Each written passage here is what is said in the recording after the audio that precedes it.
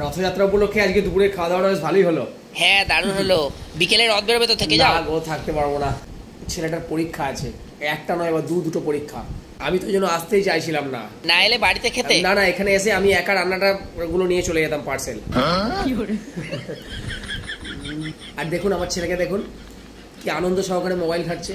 ওকে দেখে আপনি বুঝতে পারবেন না যে ওর কালকে পরীক্ষা আছে, যতক্ষণ না খেলাচ্ছেন। মারার কথা শুনে আপনি যেটা ভাবছেন যে আমি ওকে কিন্তু সেরকম চাপ দিই না। আমি বলেছি কোনো চাপ নিবি না। এই কথাগুলো যারা বিশ্বাস করে তাদের থেকে দূরে থাকবি। আপনার ছেলের ড্রেসটা খুব সুন্দর হয়েছে, খুব ভালো লাগছে। হ্যাঁ, ওটা এবছর আমার শ্বশুর দিয়েছিল ওটা, ওই জন্য ওটাকে খোলাবো না। তো আজকেও গিয়ে তো জামা কাপড় খোলার আগেও বই খুলবে, তারপর বই বন্ধ হওয়ার পরও জামা কাপড় খুলবে। মোটামুটি ধরে নিন আপনি এই জামাটা পরেই ও পরীক্ষা দিচ্ছে। আর আপনার ছেলে কোথায়? না আমার ছেলে আসেনি। আসেনি? ওরও পরীক্ষা নাকি? না না, ওর পরীক্ষা টরীক্ষা নেই। ও, তো কিসে পড়ে ও? আর পড়ে না, এখন শুধু মোবাইলে গেম খেলে।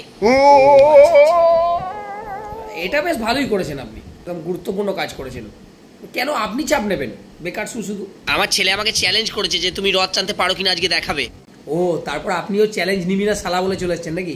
হ্যাঁ, কি বলছেন? তাহলে আপনি একদম রথের দড়ি টানার সঙ্গে সঙ্গে আপনার ছেলের জীবনের হালটাও টেনে নিন, একদম ফুল টেনে দেবেন, নো চাপ। আরামসে এসিতে শুয়ে শুয়ে একটা পাঁটা তৈরি হোক না আপনার মতো। কি বললেন? ওর কথা ছাড়ো তো, তুমি আগে থেকে যাও। দেখুন আর জোর করবেন না, আর জোর করবেন না। না না, আমি আমার কারণ বলে দিয়েছি কেন থাকতে পারবো না। আর জোর করবেন না।